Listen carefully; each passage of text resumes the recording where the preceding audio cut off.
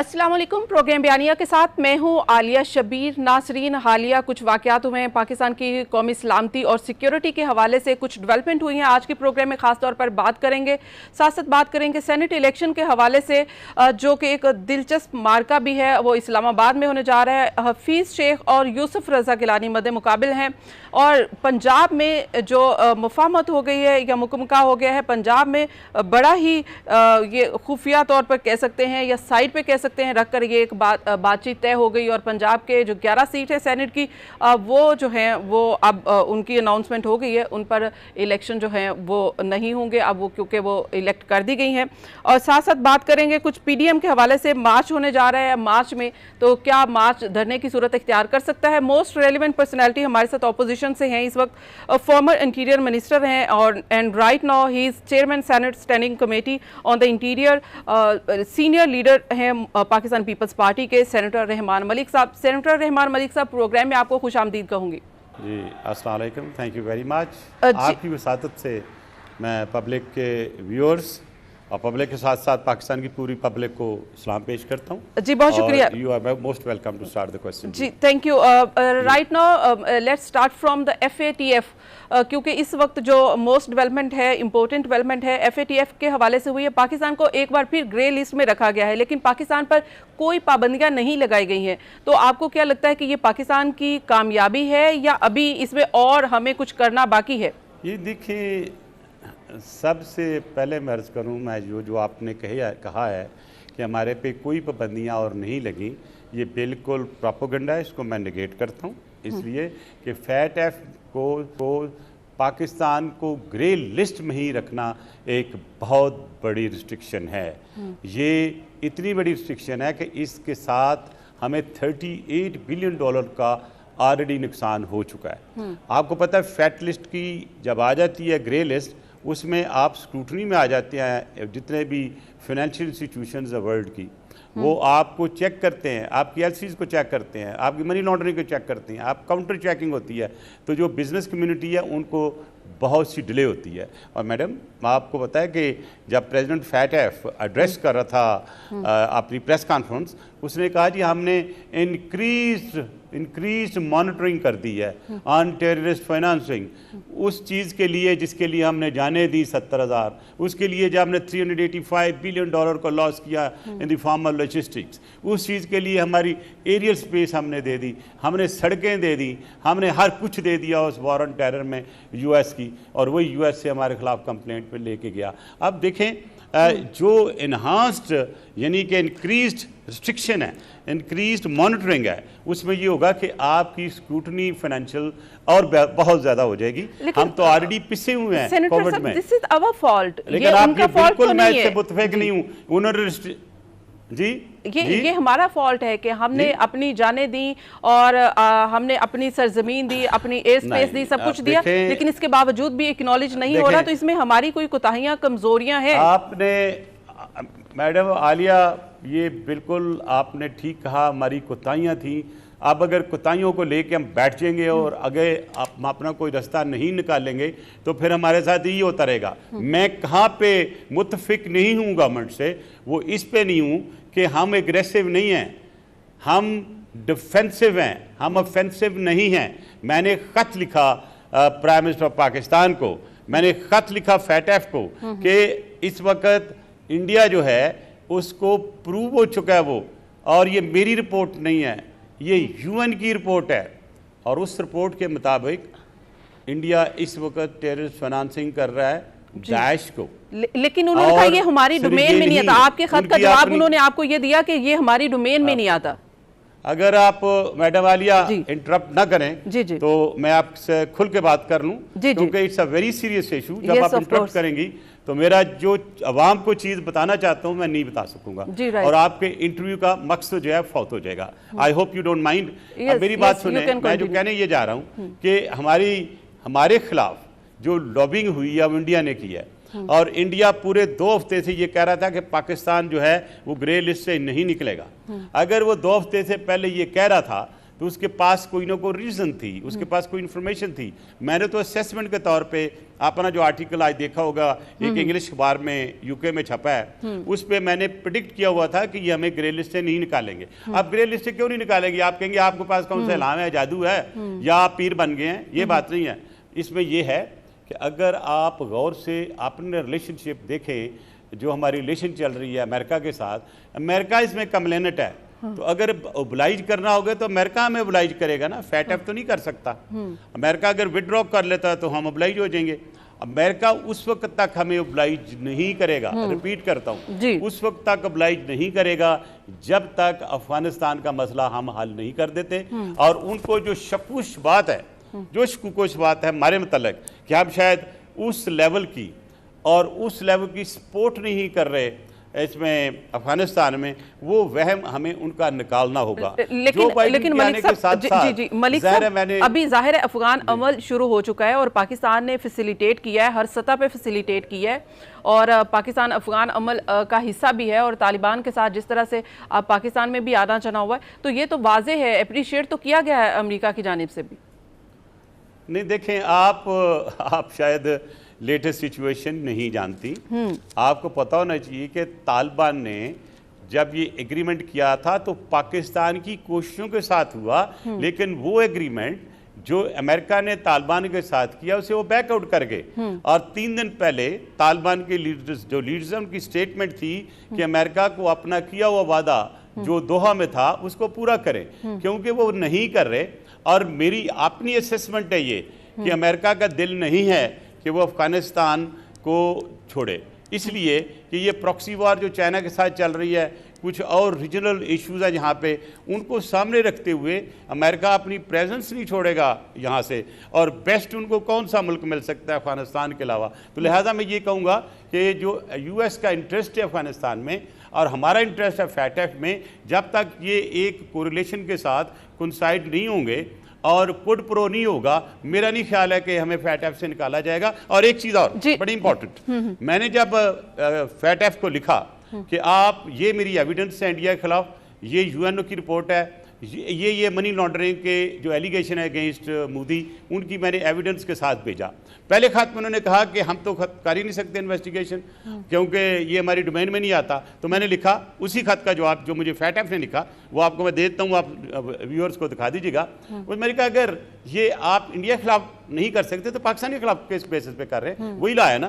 खैर, उसका जवाब नहीं मुझे आया। फिर मैंने खत लिखा और बड़ी डिटेल से लिखा, और मैंने कहा कि ये मैं लिख रहा हूँ आपको, मेरी ये demand as a Pakistani citizen, a parliamentarian and a global citizen, and it is according to law, anybody whoever wants to come and give evidence वो दे सकता है। लिहाजा मेरी ये एविडेंस जो है it should be placed before the board for examining it. तो उसका सवाल कुछ मैनिपुलेट हुआ, वो मैं अब डिटेल नहीं बताता। एक हमारे खैर खा जर्नलिस्टों ने कहा कि आप पाकिस्तान के खिलाफ तो कर रहे हैं, आपको जो मटेरियल पाकिस्तान से आया अगेंस्ट इंडिया उस पर आप क्या कर रहे हैं? तो उसने कहा हाँ, इंडिया के खिलाफ हम एक्शन लेंगे, लेकिन उसने पूछा कब लेंगे एक्शन? तो उसने कहा एट ए गिवन अप्रोप्रिएट टाइम। तो देखें, जब हमारी बारी आती है तो हर वक्त अप्रोप्रिएट टाइम है, जब उनकी बारी आती है तो फिर कोई अप्रोप्रिएट टाइम होगा। लिहाजा मुझे एक खुशी है कि जो खत लेके मैंने अमेरिका को जैसे ड्रैगन किया है फैटफ में, कमिटमेंट कर दी है प्रेसिडेंट ने। आज मैं खत लिखा है, मैंने कल पब्लिक होगा, ये आपके लिए ब्रेकिंग न्यूज़ है, जिसमें मैंने उन्हें कहा है कि आप जो मेरा खत था उसके मिनट्स में लाया गया कि नहीं लाया गया। दूसरा मैंने कहा है कि मैं ये आपको लिख रहा हूँ कि आपने इंडिया को क्यों अभी तक इसके अपने एम्बेड में नहीं लाए। तीसरा, अगर हमने 27 में से 24 जो हैं वो शिकें पूरी कर दी हैं, वो डिमांड्स पूरी कर दी हैं, तो ये कहाँ का इंसाफ है कि आप 98% मार्क्स ले रहे हैं और आपको फेल कर दिया जाए? ये कौन सा दुनिया का कानून है? उस पर मैंने बहुत सीरियस किस्म के क्वेश्चन किए। और आखिरी बात जो इंपॉर्टेंट किया, मैंने कहा मैं आपसे ऑडियंस मांग रहा हूँ with a group of lawyers from Pakistan and abroad, and we would like to come and talk to you face to face with Indian evidence against India, और जो पाकिस्तान की एक्चुअली इनोसेंस है उसको प्रूव करने के लिए। और हमारे खिलाफ ये सारी घिनौनी साजिश फैटफ ने क्यों शुरू की? और फिर मैंने ये भी लेके जा रहा हूँ कि दुनिया के पूरे मुल्क हैं, यूरोप में कभी ऐसे 27 पॉइंट किसी को नहीं दिए गए, इंडिया को नहीं पूछा गया, श्रीलंका को नहीं पूछा गया, ईरान को नहीं पूछा गया, और दूर क्या अगर आप जाएं वेस्ट इंडीज की तरफ जाएं, दूसरे मुल्कों की तरफ जाएं, किसी को ये क्वेश्चन नहीं पूछे गए। आखिर हमारा क्या कसूर है कि हमसे इतनी सख्ती की जा रही है। और एक चीज मैं पब्लिक के नॉलेज के लिए, जब मैं इंटीरियर मिनिस्टर था, यही क्वेश्चन, यही डिमांड अमेरिका करता था हमसे। हम रिग्रेट करते थे कि हम आपको अपना डेटा नहीं देंगे नादरा का। हम कहते थे हम आपको जो हमारी फ्लाइंग इंफॉर्मेशन है, ट्रैवल इंफॉर्मेशन, वो हम नहीं देंगे। और हम जहाँ तक है टेररिस्ट का कानून, एंटी टेररिज्म, अगर आप उसको गौर से देखें तो अभी भी उसमें बड़ी चीज़ क्लियर है कि जो चार्टर है इसका यूएनओ का, उसमें जो एक चार्टर के तहत एंटी टेररिज्म लॉज प्रपोज हुए थे इंटरनेशनल लेवल पे, वो 2012 में हमारी हुकूमत ने इंप्लीमेंट कर दिए थे। सॉरी, ये वही लॉज हैं, ये वही लॉज हैं जो पूरी दुनिया में लागू हैं। ये एक्स्ट्रा हमारे पहले क्यों आया? दैट मीन्स कि हमें थोड़ा सा स्क्वीज किया जा रहा है। अच्छा, राइट, मेरा यहाँ पे इन लास्ट के लिए जी ठीक है। अच्छा, राइट, सेंट्रल साहब, आपने कहा कि अमेरिका और अफगानिस्तान में अभी भी वो जो अमन माहदे हैं उसकी खिलाफ वर्जियां भी कर रहा है, उसके ऊपर अमल दरामद नहीं कर रहा, और उनका इंटरेस्ट है कि वो अफगानिस्तान में अभी कुछ इस तरफ नहीं जाना चाह रहा। तो ये क्या पहले से तय है या फिर जो बाइडन इंतजामिया के आने से ये आपको लगता है कि ऐसा है? नहीं, मैं पहले आपका क्वेश्चन करेक्ट कर लूं। ये कोई ऐसी नहीं कि वो गैर जिम्मेदारी से बात कर रहे हैं या वो कोई वायलेशंस कर रहे हैं। कोई वायलेशन सिर्फ जो हुई है वो ये हुई है कि जो एग्रीमेंट साइन हुआ था उस एग्रीमेंट को इम्प्लीमेंट करना था। अब एक चीज़ आप अफगानिस्तान की देखें, अफगानिस्तान वो मुल्क है जिसको इवन ब्रिटिश राज भी इनको कंट्रोल नहीं कर सका था। अब वहाँ पे जो गनी है, जो प्रेसिडेंट है, और उनका चीफ एग्जीक्यूटिव है अब्दुल्ला एंड अब्दुल्ला, उनकी दोनों की आपस में नहीं बनती है। अल्लाह ना करे कोई ऐसी चीज़ हो, दोनों ही जिंदा रहे। लेकिन इस वक्त तालिबान के साथ जो भी क्लोज होगा वो इस चीज़ को विन कर जाएगा। पाकिस्तान का जो एक गिवन टास्क था फ्रॉम द इंटरनेशनल कम्युनिटी, मिसालिया वो तो पूरा कर दिया हमने।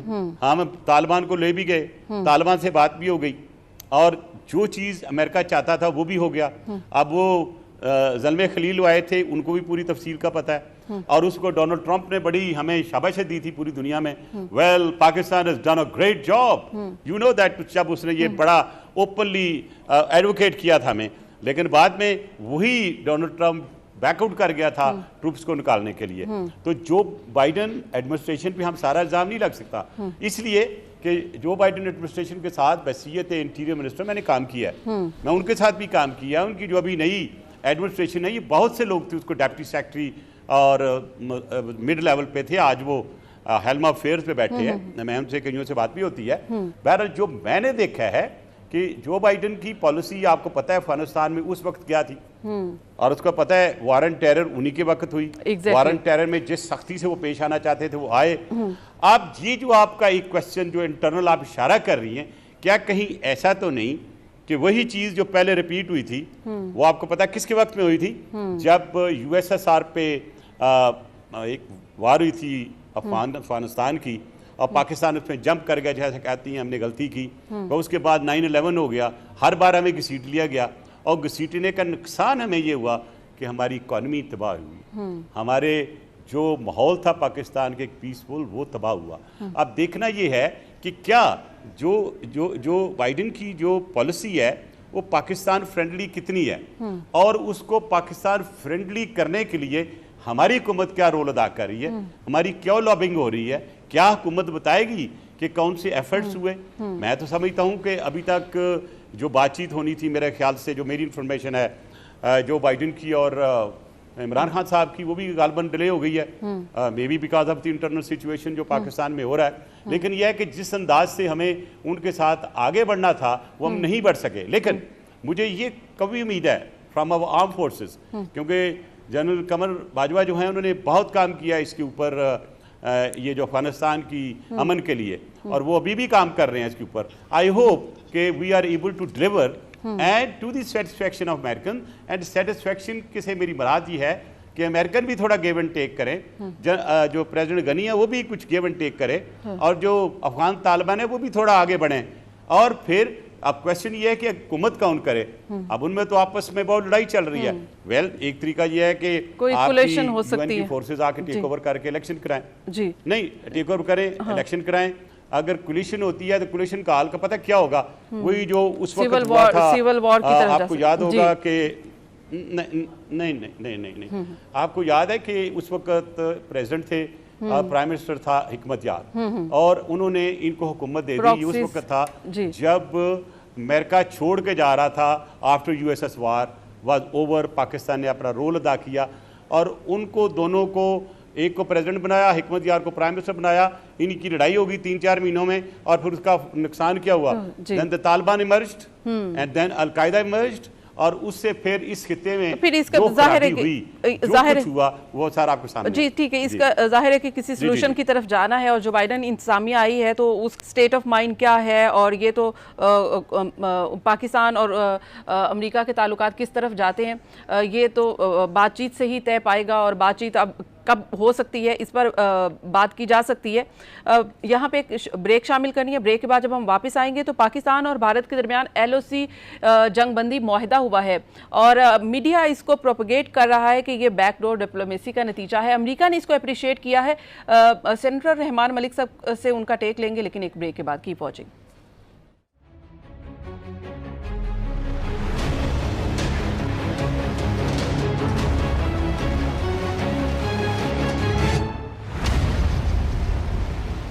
वेलकम बैक नाज़रीन। हम बात करेंगे कि LOC जंग बंदी का जो मुआहिदा है अमेरिका ने अप्रिशिएट किया है, लेकिन ये मुआहिदा किस सतह पर हुआ है? सेनेटर साहब, क्या इस बारे में LOC जंग बंदी जो मुआहिदा हुआ है किस सतह पर हुआ है, क्या आप इसकी कुछ तफसीलात बता सकते हैं?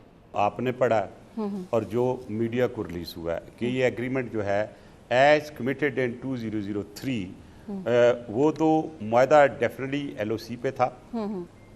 अब जो प्रोपेगेंडा कर रहे हैं, मुख्तलिफ प्रोपेगेंडा कर रहे हैं कि क्या प्रेजेंट जो है territory after scrapping Kashmir status, क्या ये वही इंडियन टेरिटरी ट्रीट होगी जैसे उन्होंने की है जहाँ पे हमने वायदा किया है, या हम एक पुरानी चीज़ को आगे लेके जा रहे हैं? अगर हम कहते हैं 203 तो फिर इंडिया को मानना पड़ेगा कि ये LOC है, this is the dispute border.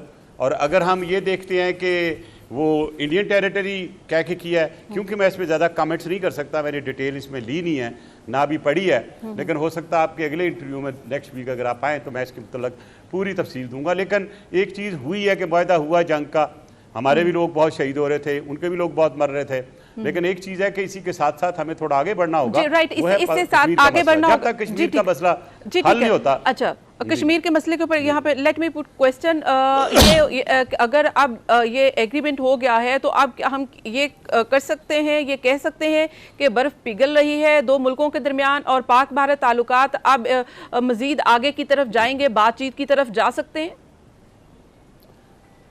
देखें, हमने शुरू किया कंपोजिट डायलॉग, यही हमारे फॉरेन मिनिस्टर कुरैशी साहब हमारे फॉरेन मिनिस्टर होते थे, और कंपोजिट डायलॉग में हम सारे इश्यूज इंक्लूडिंग कश्मीर लेके आए, टेबल पे बैठे। याद है एक दफ़ा झगड़ा करके उनके फॉरेन मिनिस्टर, हमारी मिनिस्ट्री ऑफ फॉरेन मिनिस्टर उठ के चले गए थे, बाद में उनको मना मनू के हमने दोबारा बैठाया। चिदम्बरम आए द इंटीरियर मिनिस्टर, उनके साथ भी हमारी बातचीत हुई। तो देखना यह है कि जब तक कश्मीर का मसला और जो रेजोल्यूशन आपको पता है UN ने पास किया हुआ है, अगर वो नहीं क्लियर होते, उसको मुताबिक voice of the Kashmiri is not heard, मेरा नहीं ख्याल है ये मुझे मसला हल होता हुआ नजर आता है। लेकिन एक चीज़ है, डिप्लोमेसी टेबल पर बैठ के बात करनी चाहिए। मैं इसके हक में हूँ। आप देखें, चाइना ने लद्दाख में रटीब किया, रटीब करने के बाद अब 400 और 431 बिलियन रुपीज़ की इन्वेस्टमेंट आ गई उनकी इलेक्ट्रॉनिक सेक्टर में और दूसरे में। तो अब ये जितने भी बड़े मुल्क हैं वो ये समझते हैं कि हमारी इकोनॉमिक वार नहीं होनी चाहिए, बल्कि ये भी नहीं होनी चाहिए क्योंकि जो सरहदों की जंगें हैं वो अब इकोनॉमिक सिचुएशन को बहुत डिप्लीट करती हैं। तो मैं ये समझता हूँ कि आप नेचुरली हुकूमत में तो इस वक्त इमरान खान है, अगर एग्रीमेंट हुआ तो हो सकता है इमरान खान ने उसके साथ टाई डाउन किया हो, अगर टाई डाउन नहीं किया तो बहरहाल वो भी उनकी गलती होगी, टाई डाउन किया तो it will be good, but all depends कि जब ये इतने शक्को शुबात आ गए हैं तो मेरा ख्याल है इमरान खान साहब को should come on the state TV और आके बताएं कि जी ये मुआहदा क्या है, मुआहदे की तफसील क्या है। क्योंकि अब मैंने देखा आपने कि मैंने मीडिया पे ये प्रोपेगेंडा देखा, लेकिन मेरी अपील होगी मीडिया से कि आप ये सेंसिटिव इशू है, इस पे अगर हम ज़्यादा हाशियाराई ना करें और let the prime minister come to the public और to the parliament and say कि जी ये मुआहदा है, इसकी ये तफसीलात हैं, क्योंकि ये तफसीलात तो सीक्रेट नहीं रहती। आपको पता शिमला मुआहदा किया जनाब भुट्टो साहब ने, पब्लिक हुआ, उसके बाद उससे पहले 1948 में एक इसी कंट्रोल लाइन पे भी और LOC पे एक एग्रीमेंट हो चुका है। और बेसिकली मैं हमेशा ये पोज करता हूँ कि after the major agreement where UN was signatory, उसके बाद किसी एग्रीमेंट की गुंजाइश नहीं रहती जब तक कि जो उनका एक सेल्फ डिटर्मिनेशन का राइट है, उनकी आज़ादी का राइट है, जब तक उसका फैसला नहीं होता। बहरहाल हुकूमतें आपस में गिव एंड टेक करती हैं, बात करती हैं। इस वक्त मोदी भी अंडर प्रेशर है और आई एम श्योर हो सकता है इसमें कोई अमेरिका का रोल हो। मुझे कोई थोड़ा शरतन बता रहा था कि शायद कोई रशिया के भी हो, क्योंकि शायद दुनिया ये चाहती है कि ये दो एक न्यूक्लियर मुल्क है और इनकी आपस में लड़ाई कुड बी डेंजरस। तो इसलिए वो सारी चीजें आप भी जंग का खतरा कम हो गया, जैसा कि इंडिया और पाकिस्तान को लेकर ये तासुर मिल रहा था कि शायद ये जंग की तरफ जा सकते हैं, ऐसे हालात हो सकते हैं। तो क्या अब आपको लगता है कि ये खतरा तो नहीं है? नहीं मैडम, आई डिसएग्री टोटली। अब वो जंगों का ज़माना बॉर्डर का बहुत कम है, प्रॉक्सी वार्स का है, हाइब्रिड वार का है। वो इंडिया टोटल हाइब्रिड वार पाकिस्तान में कर रहा है। जो बलूचिस्तान में हो रहा है वो आपके सामने है। और बलूचिस्तान में जिस तरह अफरा तफरी फैलाई जा रही है, अभी तो बहुत कंट्रोल हुआ है। जो नई एडमिनिस्ट्रेशन और जो हमारे वहाँ पे मिलिट्री इस्टेब्लिशमेंट है और इंटेलिजेंस है, उन्होंने बहुत उन लोगों को पकड़ा है जो कि बाहर से फाइनेंस हो रहे थे। इसके अलावा आपको पता है यादू, कुलभूषण यादव के भी केस आपके सामने हैं। इंडिया के हमारे खिलाफ प्रॉक्सी वार कर रहा है। अभी दूर नहीं है, चंद दिन पहले डिसइंफो लैब, एक थर्ड पार्टी जिसने ये पूरी की पूरी तफसील दिया कि पाकिस्तान के खिलाफ किस अंदाज से इंडिया जो है वो प्रोपेगेंडा कर रहा है, जहरीला प्रोपेगेंडा कर रहा है, पाकिस्तान को किस तरह बदनाम किया। फैट में हमारा नाम बदनाम करते हुए हमें ऑलमोस्ट टेररिस्ट डिक्लेयर कर दिया। इसलिए मैंने कहा ना कि ना, उन्होंने कहा जी इंक्रीज मॉनिटरिंग करेंगे। तो ये सारी की सारी कारस्तानी जो है वो इंडिया की है। और जाहिर है कि जो लोग पाकिस्तान को स्क्वीज करके कुछ मकसद हल करना चाहते हैं, अच्छा, वो जाहिर है हर वो चीज़ करेंगे जो वो हर वो चीज़ करेंगे जिससे पाकिस्तान को थोड़ी तकलीफ हो और वो अपने मैटर सेटल कर सकें। लेकिन मुझे इस वक्त जो हमारे जहाँ तक सरहदों का तल्लुक है, आई कैन अश्योर यू कि हमारी पाक फौज में इतनी पावर भी है, एबिलिटी भी है, कैपेबिलिटी भी है और वो किसी भी सिचुएशन को हैंडल कर सकते हैं अगेंस्ट इंडिया। इंडिया के ज़हन में कोई किसी किस्म का ये वहम नहीं रहना चाहिए। We stand firm as a nation and our armed forces are even more, not only stronger, they have the ability to counter India. Right senator साहब, जैसे कि आपने कहा कि अभी प्राइम मिनिस्टर इमरान खान साहब की कोई जो बाइडन इंतजामिया के साथ बातचीत थी वो भी शायद डिले हो गई है। आपको नहीं लगता कि हमें बातचीत में ज़्यादा जल्दी करनी चाहिए, चाहे वो इंडिया और पाकिस्तान के साथ ताल्लुकात हो या फिर कश्मीर मसला हो और इसको हल करने की बात हो और या फिर ग्रे लिस्ट से निकलना हो, तो इस सारे मामलात में हमें जो बाइडन इंतजामिया को जल्द एतमाद में लेना चाहिए? I agree. मेरा ख्याल है कि शायद, मैं कह तो नहीं सकता, कंफर्मेशन नहीं दे सकता, लेकिन दो चीज़ें मैं आपको बता देता हूँ कि मेरा ख्याल है कि बैकडोर चैनल किसी लेवल पे चल रही है।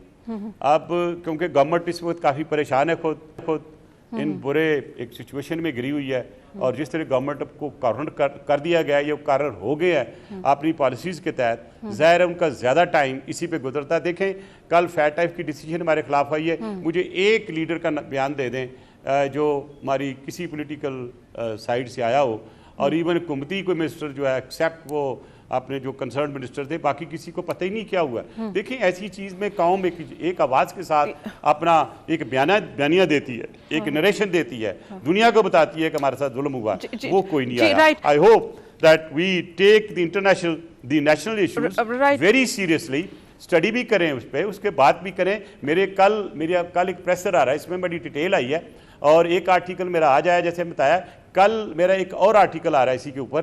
तो I am writing and I am also contacting the other stakeholders including ICJ।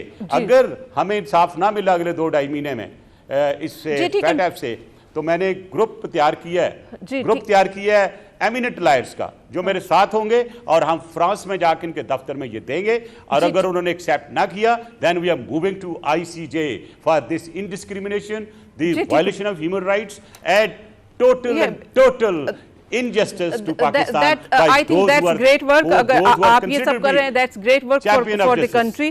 लेकिन मेरा यहाँ पे लास्ट क्वेश्चन है इस ब्रेक, क्योंकि उसके बाद ब्रेक में जाना है। एहसानुल एहसान पाकिस्तान से फरार हो गए और ये फिर कहा गया कि ब्रीफिंग आई अभी रिसेंटली कि ये कुछ इसमें हमारे अपने लोग मुलविस हैं या आर्म फोर्सेस के लोग हैं।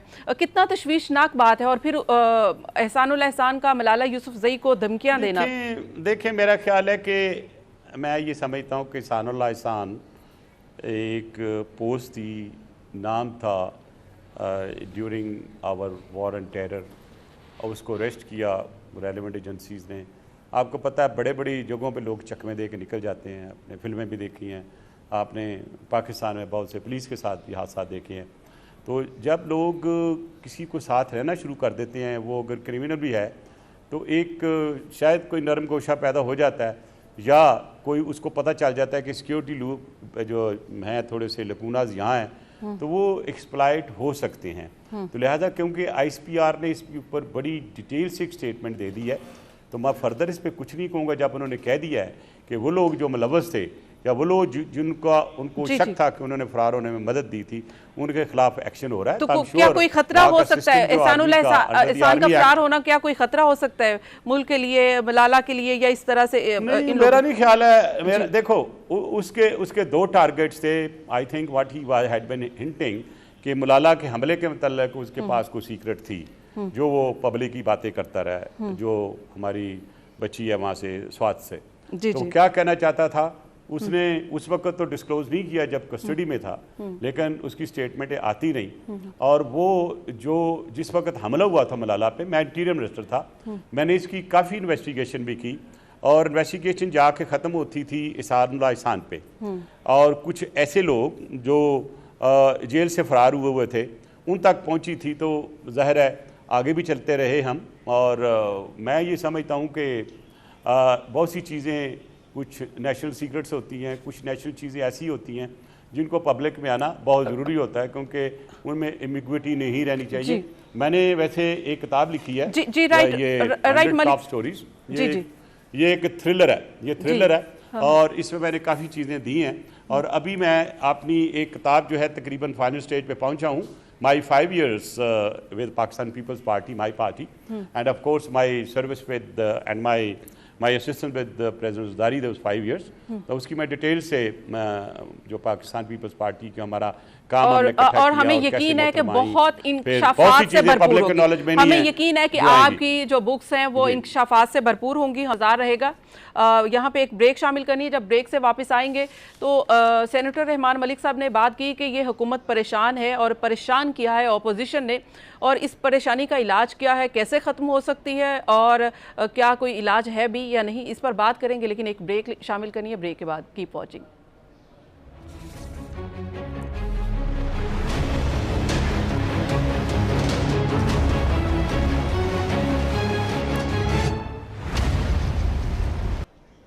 Welcome back Nasreen. हम बात कर रहे हैं कि अब पॉलिटिकली ऑपोजिशन की जानिब से हुकूमत के ऊपर यकीनन प्रेशर है। एक तो सेनेट इलेक्शन का भी है और इसके साथ साथ एक ऑपोजिशन की तहरीक है उसका भी है। अब लॉन्ग मार्च भी होने जा रहा है। मार्च में तो क्या हो सकता है, धरना इख्तियार हो सकता है या नहीं हो सकता। मैं सवाल करना चाहूँगी रहमान मलिक साहब से। सबसे पहले तो सेनेट इलेक्शन के हवाले से मलिक साहब, सेनेट इलेक्शन में आपकी यानी कि एक तो आपके प्राइम मिनिस्टर थे और दूसरे जो हैं आपके वज़ीर ख़जाना थे, दोनों ही बहुत अहम सीट पे हैं, एक ही सीट पे हैं। तो आप किसको जीतता हुआ देख रहे हैं और किसको चाहते हैं कि जीत जाए?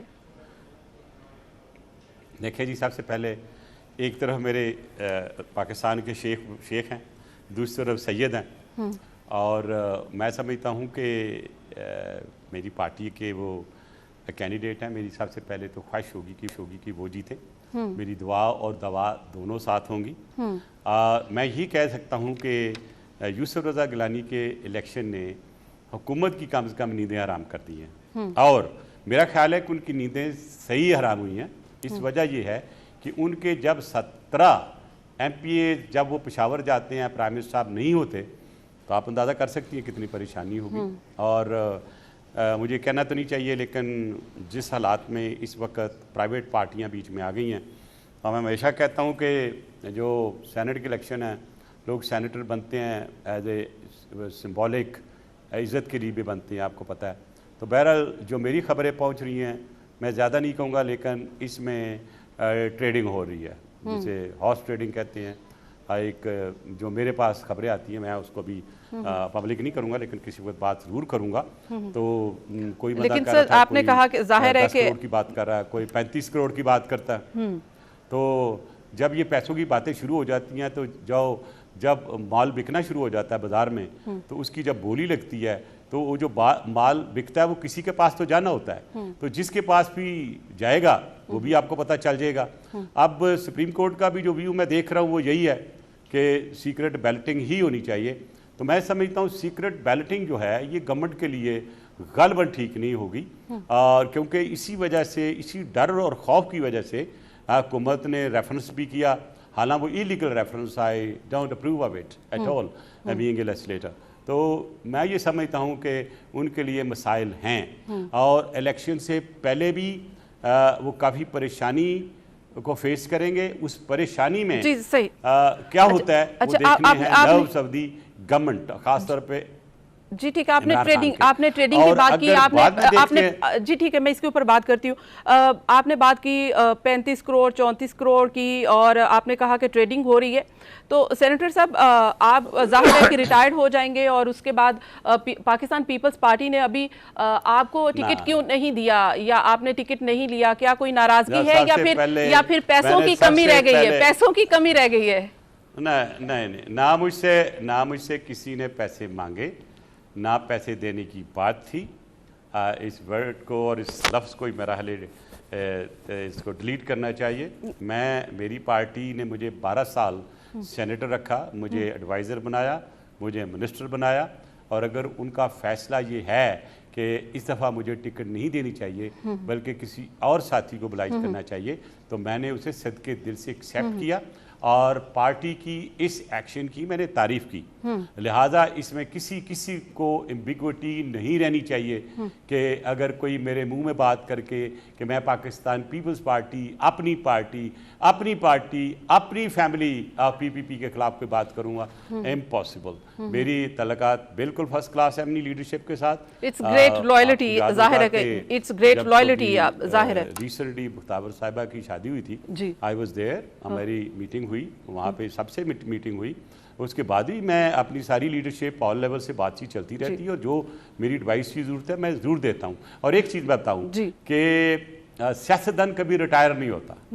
मैं सेनेट से जाऊँगा, लेकिन सेनेट का जो मुझे ये एक टाइटल मिल चुका है, ये सारी उम्र कब्र तक मेरे साथ जाएगा, और मुझे आप सियासत में डिफरेंट एंगल से आते हुए देखेंगे, अपनी पार्टी की पॉलिसीज़ को अपने सामने रखते हुए।